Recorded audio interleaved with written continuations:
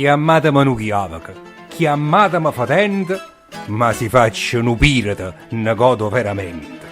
Si mangia pasta e cicero insieme con due fasole è un piacere a sentire come scurreggia il culo. Saranno brutto vizio, ma chi è che non lo tiene? Anzi, io più fesse l'uomo che sono mantena, vi sfida a contraddirmelo.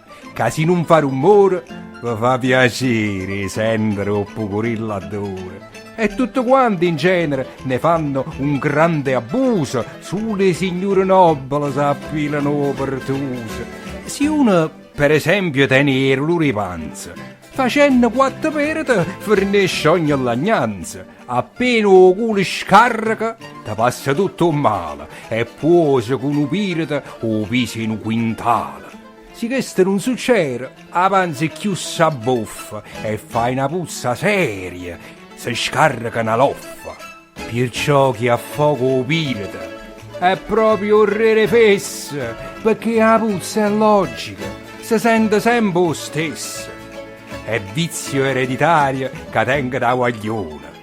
Papà faceva lo pirata più forte in un cannone, vi giuro, non esagero, che una volta che canna, papà schiattai in un cantare e s'abbuccai in un scanno e mi diceva: è inutile, o pirata vo sfoga. La puzza è più terribile, si la caccia a poco.